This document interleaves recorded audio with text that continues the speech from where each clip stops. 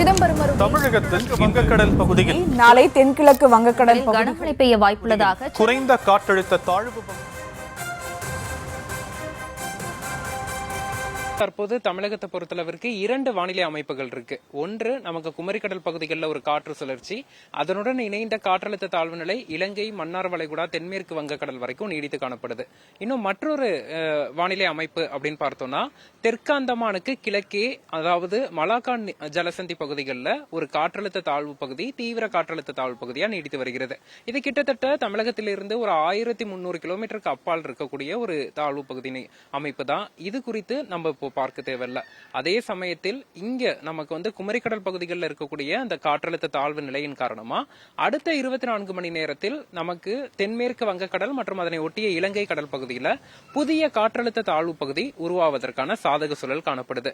குறிப்பாக கடந்த 2 நாட்களாகவே தென் மாவட்டங்கள்லையும் காவிரி டெல்டா மாவட்டங்கள்லையும் உள் மாவட்டங்களையும் பரவலாக மழை பெய்து வரும் சூழல்ல இன்று காலை 8:30 மணி நிலவரப்படி திருநெல்வேலி மாவட்டத்தின் ஊத்து, நாலுமுக்கு, மாஞ்சோலை, காக்காட்சி போன்ற பகுதிகளில் அதீத கனமழையாக 21 சென்டிமீட்டர் முதல் 25 சென்டிமீட்டர் வரைக்கும் மழை பதிவானதை பார்க்க முடிந்தது. தூத்துக்குடி மாவட்டத்தின் பல்வேறு இடங்களில் கன முதல் மிக கனமழை பதிவானதையும் பார்க்க முடிந்தது. டெல்டா மாவட்டங்களையும் விட்டு விட்டு மழை பதிவாகி வரும் சூழல்ல புதிதாக உருவாக்கக்கூடிய தாழ்வு பகுதியின் காரணமாக அடுத்த 2 நாட்கள் இன்றும் நாளையும் நவம்பர் 23, 24 ஆகிய தேதிகளில் காவிரி டெல்டா மாவட்டங்களான கடலூர், மயிலாடுதுறை, காரைக்கால், நாகப்பட்டினம், திருவாரூர், தஞ்சாவூர் மற்றும் அதனை ஒட்டியிருக்கக்கூடிய திருச்சி, அரியலூர், பெரம்பலூர் போன்ற மாவட்டங்களில் விட்டு விட்டு மழை எதிர்பார்க்கலாம். அதே போல தென் மாவட்டங்களான தூத்துக்குடி, திருநெல்வேலி, கன்னியாகுமரி, ராமநாதபுரம் மற்றும் தென்காசி மாவட்டங்களில் பரவலாக அநேக இடங்கள்ல கனமழையும் ஒரு சில இடங்கள்ல மிக கனமழைக்கும் வாய்ப்புகள் இருக்கு. குறிப்பாக மேற்கு தொடர்ச்சி மலையோர பகுதிகளில் சற்று பலத்த மழை பதிவாவதற்கான வாய்ப்புகள் இருக்கு. அதே போல தெற்குள் மாவட்டங்களான மதுரை, விருதுநகர், தேனி, தென்காசி மற்றும் திண்டுக்கல் போன்ற மாவட்டங்களையும் பரவலாக விட்டு விட்டு மாலை இரவு நேரங்களில் இடிமின்னலுடன் கூடிய மழை எதிர்பார்க்கலாம். மேற்கு மாவட்டங்கள் கோயம்புத்தூர், ஈரோடு, திருப்பூர், கரூர் போன்ற மாவட்டங்களையும் இன்றும் நாளையும் நவம்பர் 24ஆம் தேதி இரவு வரைக்கும் விட்டு விட்டு மழை பதிவாவதற்கான சூழல் இருக்கு. வடக்கு உள் மாவட்டங்களை பொறுத்தளவிற்கு ஓரிரு இடங்களில் இடியுடன் கூடிய மழையை எதிர்பார்க்கலாம். இப்போ தற்போது பார்த்தோம்னா இலங்கைக்கு அருகே அடுத்த 24 மணி நேரத்தில் ஒரு காற்றழுத்த தாழ்வு பகுதி உருவாகுது. இந்த தாழ்வு பகுதி வலுப்பெறுவதற்கான ஒரு அனைத்து சாதக சூழலும் காணப்படுது. அதாவது நமக்கு காற்றின் போக்கும், மற்றபடி நமக்கு அங்க இருக்கக்கூடிய கடல் வெப்பநிலை, காற்று குவிதல் போன்ற அமைப்பின் காரணமா இலங்கைக்கு அருகில் இருக்கக்கூடிய காற்றழுத்த தாழ்வு பகுதி நவம்பர் 26ஆம் தேதி வாக்குல காற்றழுத்த தாழ்வு மண்டலமாக வலுப்பெறும் எதிர்பார்க்கப்படுது.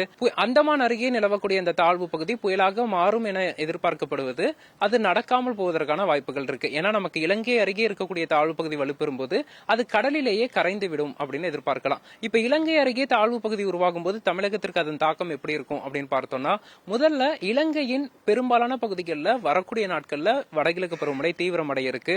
குறிப்பாக வட இலங்கை பகுதி மற்றும் கிழக்கு இலங்கை பகுதிகளில் அதீத கனமழைக்கான வாய்ப்புகள் இருக்கு. நவம்பர் 25, 26, 27 ஆகிய தேதிகளில் இது படிப்படியாக வலுவடைந்து வடக்கு வடமேற்கு திசையில் தமிழக கடற்கரை நோக்கி நகரும் அப்படின்னு எதிர்பார்க்கப்படுது.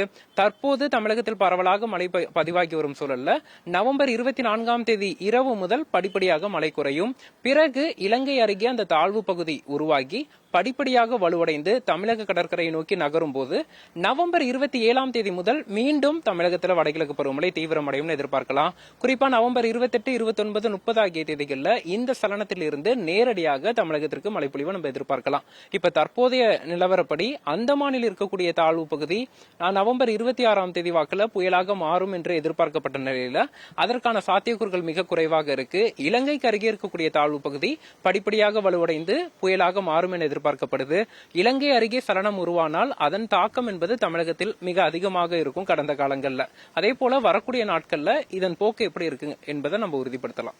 குறிப்பா பார்த்தோம்னா இந்த கணினி சார்ந்த தரவுகள் எப்போதுமே இந்த இலங்கை அருகில் இருக்கக்கூடிய பகுதிகளில் தாழ்வு பகுதி உருவாகும் போது சற்று அதை சரியாக கணக்கிடாது. குறிப்பா பார்த்தோம்னா ஒக்கி புயல் உருவான போதும் இதே போன்ற ஒரு நிலை தான் ஏற்பட்டது. அதே போல தென்சீன கடல்ல மற்றும் ஒரு சூறாவளி புயல்கள் உருவாக இருக்கு. அந்த தென்சீன கடல்ல இருக்கக்கூடிய நிகழ்வு அந்தமான் அருகே இருக்கக்கூடிய தாழ்வு பகுதியை தன்னை நோக்கி இருக்கும் அப்படின்னு எதிர்பார்க்கப்படுது. அதன் காரணமா அந்தமான் அருகே தற்போது உருவாகி இருக்கக்கூடிய தாழ்வு பகுதி புயலாக மாறுவதற்கான சாத்தியக்கூறுகள் குறையுது. அதே சமயத்தில் நமக்கு இலங்கைக்கு அருகே நீடிக்கக்கூடிய காற்றழுத்த தாழ்வு நிலை வரக்கூடிய அடுத்த 24 மணி நேரத்தில் தாழ்வு பகுதியாகவும் அதற்கு அடுத்த 48 மணி நேரத்தில் தாழ்வு மண்டலமாகவும் மாறும். இது புயலாக மாறுகிறதா என்பதை நம்ம பொறுத்திருந்து தொடர்ந்து கண்காணிக்க வேண்டும்.